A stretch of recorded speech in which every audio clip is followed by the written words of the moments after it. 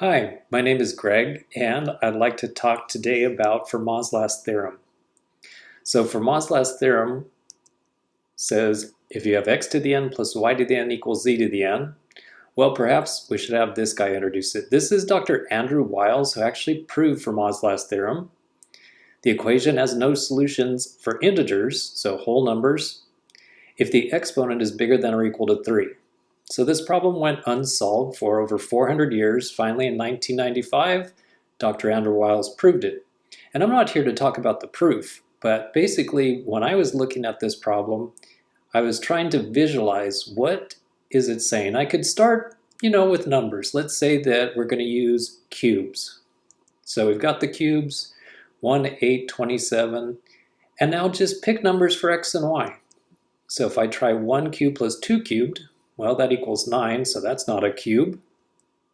And I could try it with 1 cubed and 3 cubed, but that's not equal to a cube. And you could do this forever. And I wasn't really getting much out of that, so I decided to take a look at the graph. So this is a graph of x cubed plus y cubed equals z cubed in 3 dimensions. And basically, what it says is the x-axis is the red axis, the y-axis is the green axis. So if you pick a point, like this point A, so that's when x is equal to 1 and y is equal to 2.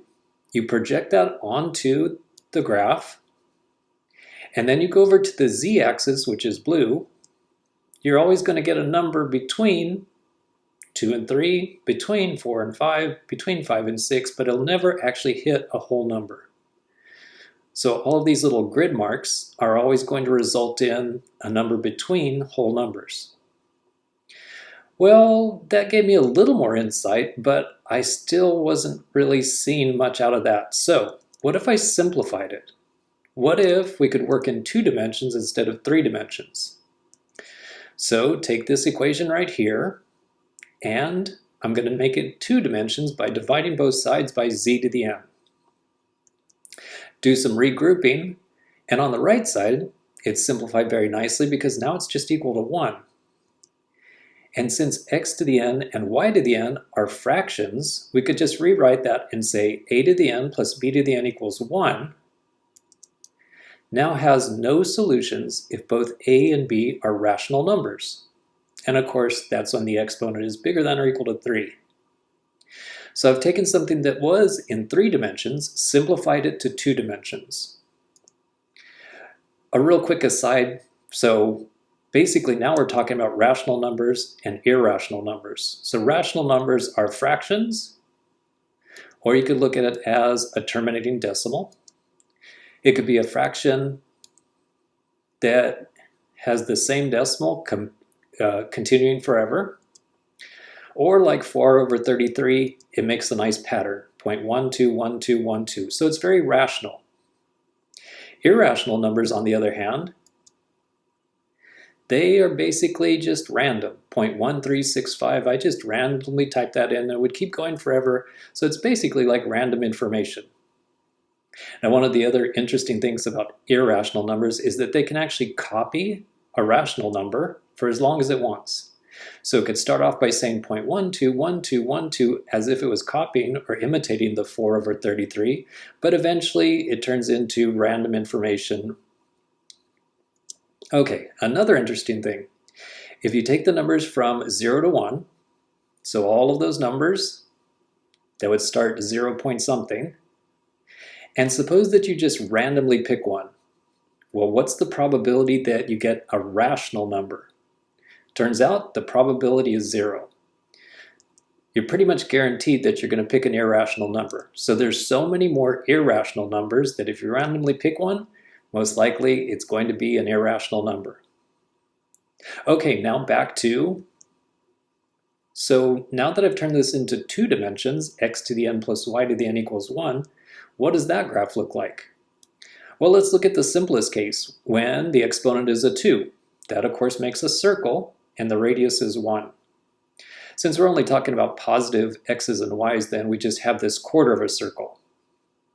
Now, with the exponent being a 2, there actually are rational solutions. So, for example, 3/5 squared plus 4/5 squared, That's going to be 9 over 25 plus 16 over 25. That equals 1. So if you take 3/5 or 0.6, plug it into the function, and then you look at the output, which would be 4/5 or 0.8, it turns out that there are actually pairs of numbers or a point on the curve that is a rational and an irrational, a rational and a rational. Okay, now compare that graph with when the exponent is a 3. So what if we're cubing? So the blue one is the circle, and then the orange one is when you've got a cube. So it's basically been pulled out a little bit more. It's not perfectly round like a circle. And what if you look at a higher exponent like an 8?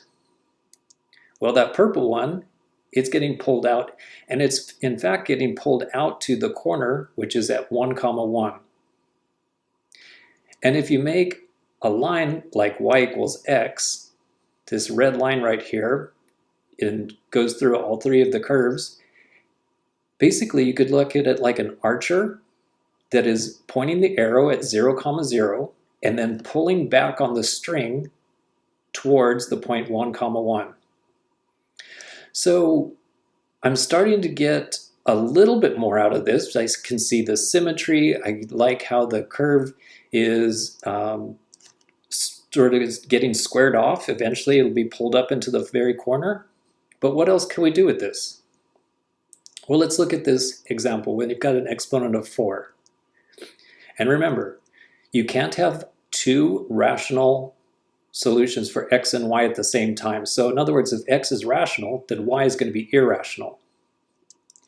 Now I've got a question for you. What's your social security number? That's right. You don't want to tell me. You want to keep it secret. Well, let me just make one up. Let's say your social security number is 555-116789. Well, I can easily make that into a rational number. Just put a decimal point in front of it.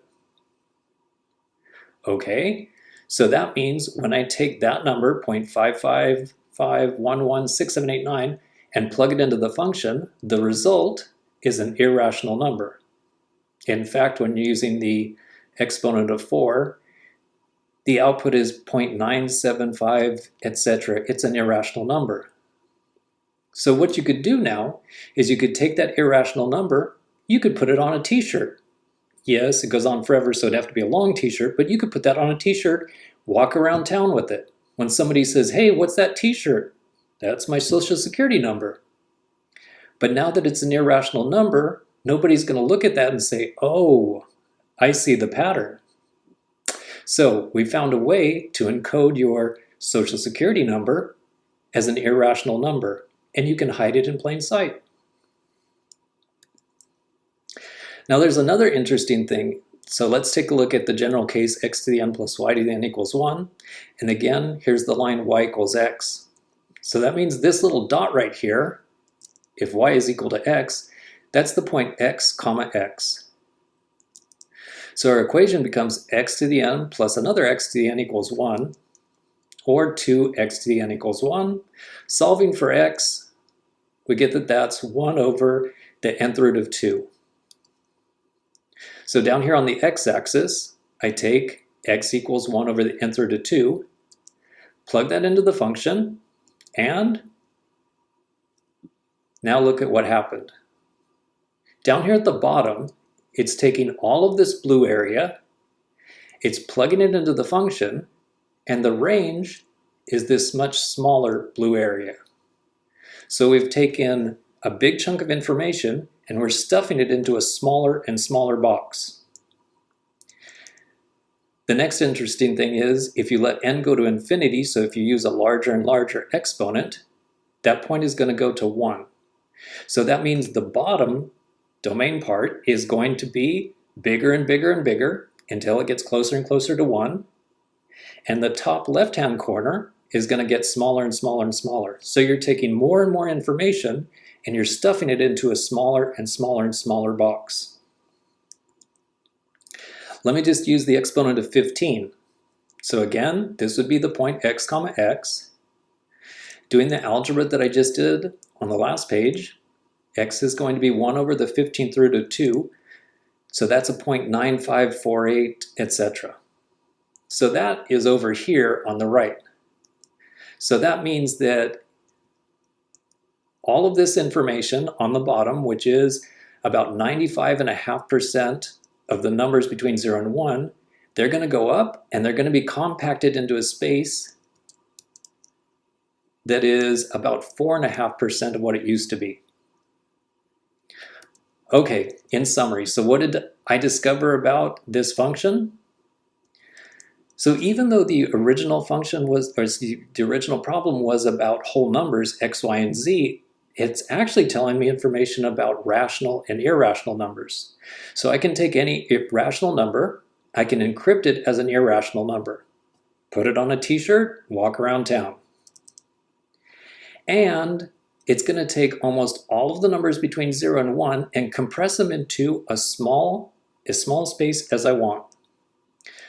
So in closing, I can take a social security number, just put a decimal in front of it, you got a rational number, feed it into our function, we've got an irrational number.